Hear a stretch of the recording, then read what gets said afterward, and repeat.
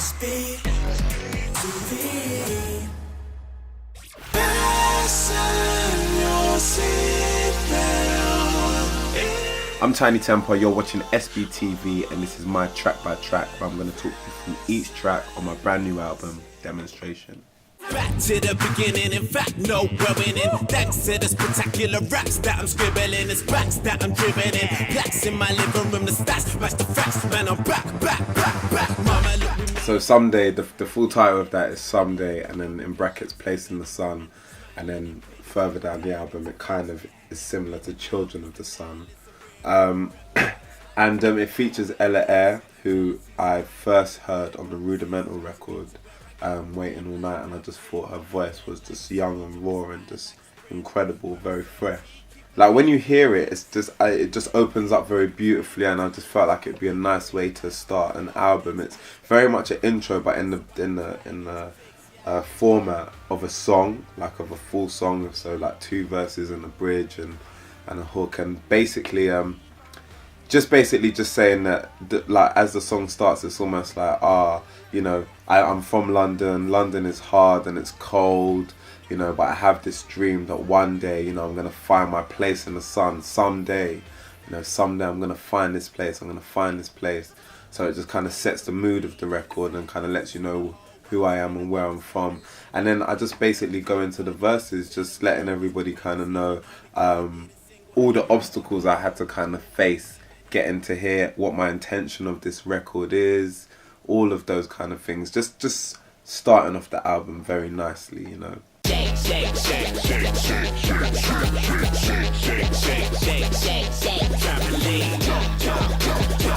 Trampoline.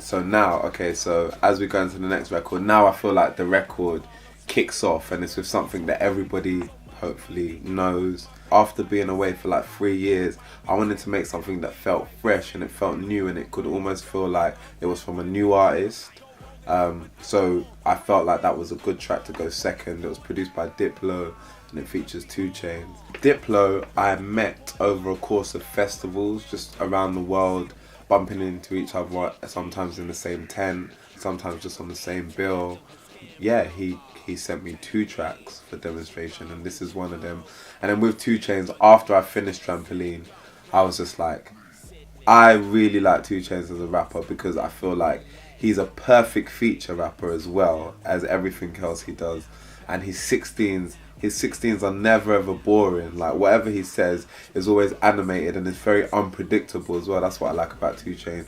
And again, girls like 2 Chainz. And the rhythm of Trampoline is very much that twerky rhythm. So if you wanted to like twerk, or for a girl to just get down, it's the perfect kind of tempo type of beat. And yeah, it's just me saying, hi guys, I'm back, this is me, remember, yep, and just wanting everybody to have a good time.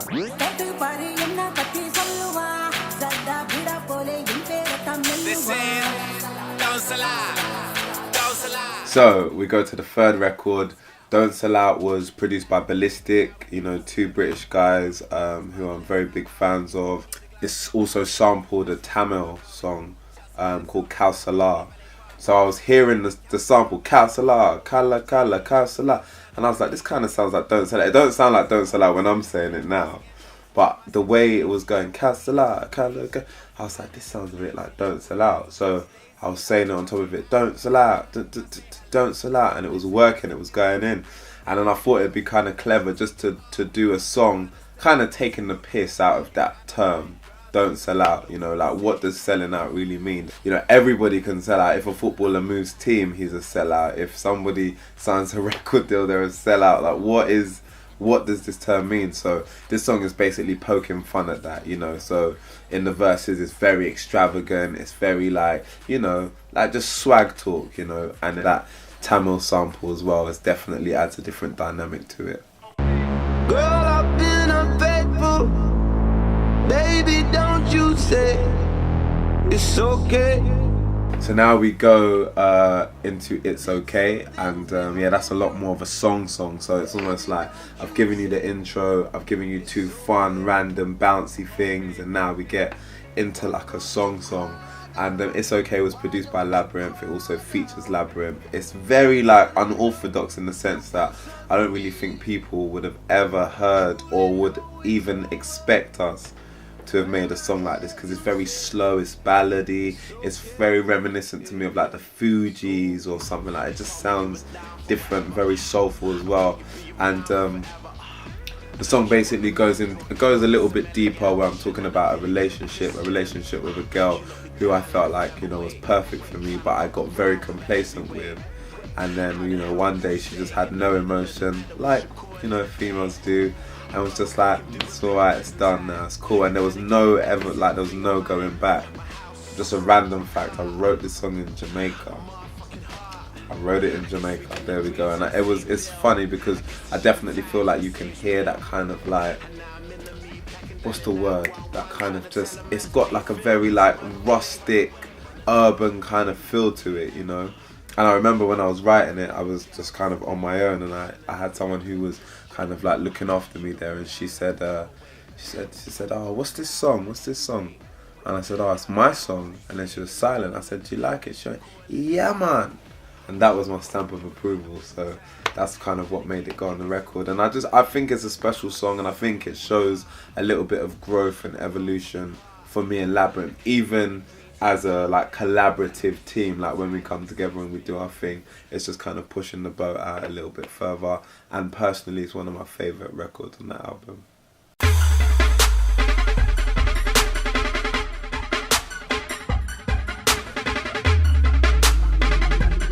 Right, so Mosh Pit was produced by Rick Rock from America, and then we got some additional production over here, done over here, just to kind of give it that completely good British authentic sound and feel, because it is definitely a British sounding track. There's a lot of dubstep elements in there, there's a lot of hip hop elements, a lot of trap elements, and yeah, this is like for me probably like the heaviest, like grimiest, dirtiest song on the record. This was something that I've always dreamt about. Like, even to the way that I heard the record, I've always dreamt about having a record with Dizzy Rascal that sounded like that. And so we could have easily like gone for a record that would be like a sure hit, like #1 record or top 10 or top 5, but I really wanted to do something with him that was just grimy and that just felt so underground. And especially him, like the way he comes on it is so like, I've not heard Dizzy in that way for a very long time, so I was very like honoured and flattered that I was able to get him like that on my record. Dizzy was one of the people who made me want to MC. If there was no Dizzy, there probably wouldn't even be me. Even with his success that he was having, I remember like when he won the Mercury, I swear I was like 13. I was like, Dizzy won it. I didn't even know what a Mercury was, but I just realised that someone from where we'd come from had won like a big accolade for their music. Me and Dizzy, why I really like it is because it shows the difference between me and Dizzy immediately, and how different we are as artists, and you know, our approach on music. And it's just like, you know, fresh swag talk, you know. Looking in the barrel of a 12 gauge Magnum. Who's that standing on the trigger finger? Okay, so Looking Down the Barrel, it was produced by Tom Rowlands from the Chemical Brothers. Again, just like a really weird, this one was actually my A&R hooked this up for me, and I remember just thinking, the Chemical Brothers, like wow, this is different, this is edgy. I heard the beat, I really loved it. I heard the sample that was already on there, I really loved it. And on the first record I had this song called Obsession, which was produced by Emil, who made a lot of like Kid Cudi stuff and Lana Del Rey stuff, and it was the one song where I just kind of said everything, no matter how weird it was, that I thought in my mind. So everything, like literally things about life and how fame has affected life, to relationships with a girl and all the weird things that have happened, to, you know, wanting to be like a rapper and an individual, but it's so stereotypical at the same time because everyone wants to be a rapper. Just like random retorts and just different tangents that I was going off on. So I decided to kind of do that on this record. This is the one song where it just all spews out. The one line doesn't even necessarily make sense with the next one. It's just random thoughts in my head. And yeah, that's basically the concept of that record. Lay down your head, you're not alone. Anywhere you go, I'll find I really like on Demonstration, I wanted to make sure that as much as there was, you know, hard tunes and tunes where, you know, you're going in or it's swag talk or whatever, I wanted to make songs that kind of can last for a long time and really resonate within people. The opportunities that are out there for you in this wider world are incredible, do you get what I mean? So that's basically the concept of the song. As much as they say we're a lost generation, you know, our future's not bright, it just so is, do you get what I mean? Which is why it's children of the sun. So I wanted it to feel a little bit more metaphorical as opposed to the future is, we're calling the song The Future is Bright. Like, we are the children as the young generation of the sun, so our future is bright, you know. Yeah, there's so many like little deep moments in the song. Like I even say, how can home be where the heart is when your shadow even fucking leaves you when you are in darkness? How did I become so jaded? Maybe all these insecurities are making me feel naked. Feel like Harry did in Vegas, had my privacy invaded. That's a liberty, a pity, the epitome of what fame is. So like there's all these little things basically just giving people an insight into my life and the fact that it isn't just all glitz and glamour. It just isn't what you see on Instagram. Like, that is just not my life 24/7. And so if you're ever looking for inspiration or you're even looking for a sense of direction, hopefully that's a record that you can listen to that will be able to give you some sort of clarity. Trying to wake up to your voodoo in the morning, so good afternoon, Miss Witch Doctor Woman. So Witch Doctor is produced by Alex the Kid, who is another British producer that's done really well and gone over to America and worked with so many incredible people. And yeah, this is a very bass heavy, underground kind of sounding record, and it's basically just talking about, you know, like what happens on tour stays on tour. It's kind of like, okay, it didn't stay on tour, it's on the record. And this is talking about one particular experience where, if you just try and imagine it, I meet a girl at a gig and then she just comes on the tour bus with me and then we're just riding throughout the whole tour, just me and her. And like, obviously the way I've met her, she thinks a certain type of way as a girl, so she's just like, show me this life, like I want to see this life, I'm about this life. And that's basically what it's about. So it's just cool. She wants to be on the road, she wants to see how it all works. I'm gonna show her. True story? Yeah, let me see your shape. Let me see your shape. Let me see your shape. Let me see your shape. I travel a lot. Like, I travel a lot off the back of my music, and I feel like everywhere I go I pick up a few different fans along the way. So I like to think that my like fan base and all the people who follow me or listen to my music is constantly expanding, so I always have to speak for more people. And Let Me See Your Shape was just inspired by like just being out in the clubs, being out in strip clubs, just things I've just seen, like being out in America and seeing the way the rappers go on in America. Like, it's kind of just inspired by all of that, and it's just basically about a girl and a female's body shape and how you can kind of like fall in love with that before you even know the person. So it's basically just about that. It's just me just kind of talking to a girl directly about how beautiful I think her figure is and how that she should just keep up the good work, you know, like she's the baddest chick. And then Sean just comes and kills it and compliments it really nice, and it's very minimalistic, very sparse, very slow as well, which is a vibe. And yeah, I really enjoy that record. You know what? Well, I'm a lover, not to fighter. So I kiss that girl and say. Alright, so Lover Not a Fighter is produced by Labyrinth again, and again he features on the hook. And for me personally, Lover Not a Fighter is like a feel-good radio, me and Lab, like, you know me and Lab before already. You know, this is what you guys really want to hear. You know, It's Okay, the other track, which is earlier on in the record, definitely pushes the envelope a bit with how you're used to hearing me and Lab. This is more kind of in the same vein, and a little bit like Save the World, but a lot light-hearted in the context of the topic, in the sense that, guys, man, like, I've just come with good vibes and good energy, and I'm just doing my thing, man. Like, I come in peace, man. I'm not trying to like step on anyone's toes. I'm just trying to live my life, do my thing, enjoy my career. So yeah, just respect that. You know, I'm a lover, I'm not a fighter. I'm just come to do my thing and enjoy myself. So don't try and get onto me about it, or don't try and, you know, overthink it, or try and make me feel bad about everything that's going on in my life, you know, because I'm just bringing good vibes. That's basically it.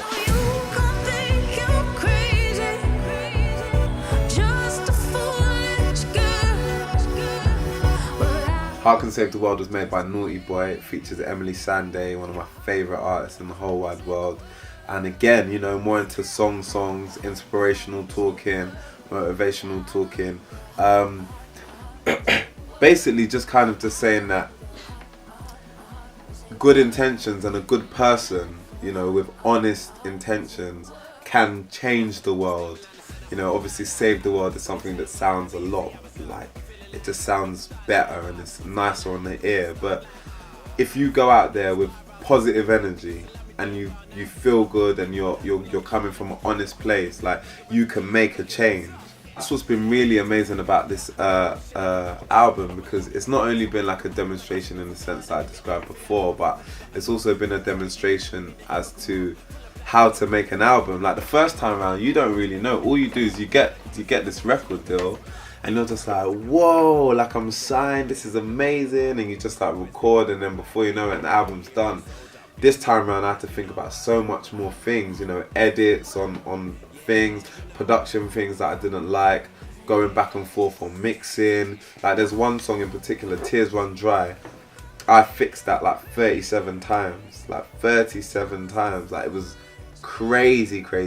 So I made all the calls, all the emails, all the like, oh, come, let's go meet for dinner. So basically, I have this song, I'd love you to jump on, played it at the dinner and listening to it, all of that kind of stuff that you think, yeah, my manager could just sort out, or this, that. I was very hands-on this time. There's nothing to borrow. There's no more regrets. Tears Run Dry for me is probably one of the most honest songs on the record. It was produced by Crada, who made Fireworks for Drake. He's a German producer, and somebody who, how did I meet up with Crada again? I think it was like social networking, you know, like social networking. I discovered Crada, and we just started talking through email. He sent me like a whole ton of music, like, before I even started making this record. And then when I heard the skeleton for Tears Run Dry, because the skeleton of Tears Run Dry is by no means what it sounds like now. We've put like strings on it and everything. It's like completely different. But I just thought it was beautiful, and I thought it was nice, and it was quite somber. And on that record, it's a venting record for me. It's a record where I just get a few things off my chest. So yeah, for me, it's one of my like most like personal records, and it's like 5 minutes long, and it like really changes at the end and goes crazy rocky, and I'm shouting and everything. So yeah, it's another one of my favorite records on the album. You're only a man. It's only right you let the tears fall. Know you're strong, but Right, so Lost Ones is made by Naughty Boy again, and it features Paloma Faith. Very like eerie record, very like eerie and quite left as well. And yeah, it's basically, again, it's about like a relationship, but this time around it's almost like she's saying to me, oh, you've just missed out on something great, and I'm just saying to her, well, you've just missed out on something great as well. So it's almost like we're both parting ways, but we're both kind of trying to keep our pride. So I'm not necessarily chasing after her, and she's not chasing after me. So it's almost like, you know, when you've hit a brick wall with someone, and it's like, oh, you're gonna regret this, and they're like, you're gonna regret this, man. And you're like, nah, you're gonna regret this, and it's not until later on you're like, shit, I do regret it. And she probably feels exactly the same. This is that kind of record, and like, she sung the chorus beautifully, so beautifully. It sounds very ethereal and very airy. The vocals are very echoey, and then we put like a nice kind of modern beat under it as well, kind of hip hop sounding over like eerie vocals. Here everyone's a hero. Yeah, we all learn to fly away. It was produced by Naughty Boy. It was sung, the chorus was sung by Laura and Vula, but written by Emily Sandé. because, you know, like I said earlier, I approached Emily about doing some songs and stuff, so she got in with Naughty Boy and she came up with this idea for me, and I thought it was great, so I just gave it to Lauren Vula to sing it, and she sung it like incredibly. It sounds like a James Bond like theme tune kind of thing, and I've always wanted to make a song like that, always. Yeah, basically the song's called Heroes, and all it basically means is that, you know, you haven't got to, you know, wear a cape, or you haven't got to be saving the world at night to be a hero. Anybody can be a hero, and everybody can be a hero in their own little way. And it's never too late as well. It's never ever too late. You know, a lot of this album is very motivational and inspirational. I like to think it is anyway. So yeah, that's basically all it's about.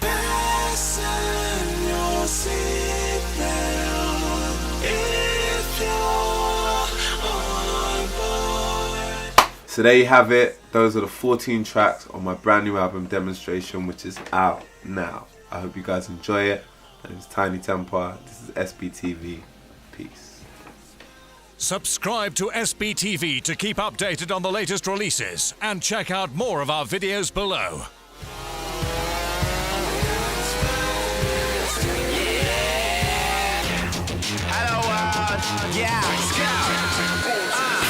Wake up in the morning and I smell my breath. Send a picture to my niggas of the girl in bed.